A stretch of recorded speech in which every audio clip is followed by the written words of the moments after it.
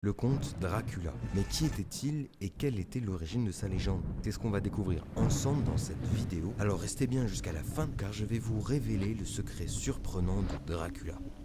Tout d'abord, il faut savoir que le nom de Dracula vient d'un surnom donné à un prince de Valachie, une région historique située dans l'actuelle Roumanie. Ce prince s'appelait Vlad III Barsarab, mais il était plus connu sous le nom de Vlad l'Empaleur à cause de sa cruauté envers ses ennemis qu'il faisait empaler sur des pieux. Son père, Vlad II Dracul, avait reçu l'ordre du Dragon, une distinction honorifique créée par le roi de Hongrie pour défendre la chrétienté contre les Ottomans. Le mot dragon se dit drac en roumain et le suffixe ula signifie fils de. Ainsi, Vlad III était le fils du dragon ou Dracula. Je suis Dracula.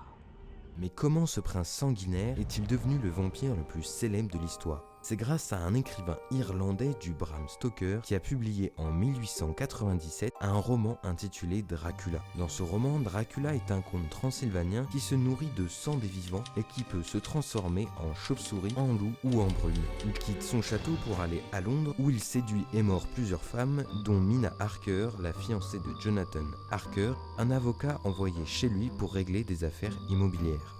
Heureusement, le professeur Van Helsing, un spécialiste des sciences occultes, va se lancer à sa poursuite avec ses amis afin de le détruire. Bram Stoker s'est inspiré de plusieurs sources pour créer ce personnage. Il a lu des récits historiques sur Vlad l'Empaleur qu'il a associé à la Transylvanie, une région voisine de la Valachie. Il a aussi consulté des ouvrages sur le folklore et les superstitions des pays d'Europe de l'Est, où le vampirisme était une croyance populaire. Il a également repris des éléments d'autres romans gothiques mettant en scène des créatures nocturnes et séductrices, comme le moine de Lewis ou Carmilla de Le Fanu.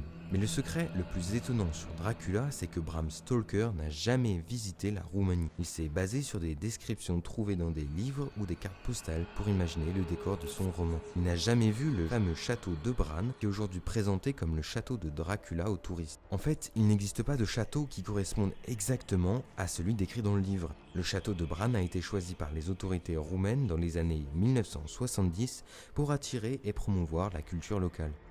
Et voilà, c'était tout sur le conte Dracula. J'espère que la vidéo t'a plu et que tu as appris plein de choses intéressantes sur cette légende. Si c'est le cas, n'hésite pas à liker et à commenter en t'abonnant à la chaîne pour ne rien rater des prochaines vidéos. Je te dis à très bientôt, prends soin de toi et surtout reste curieux.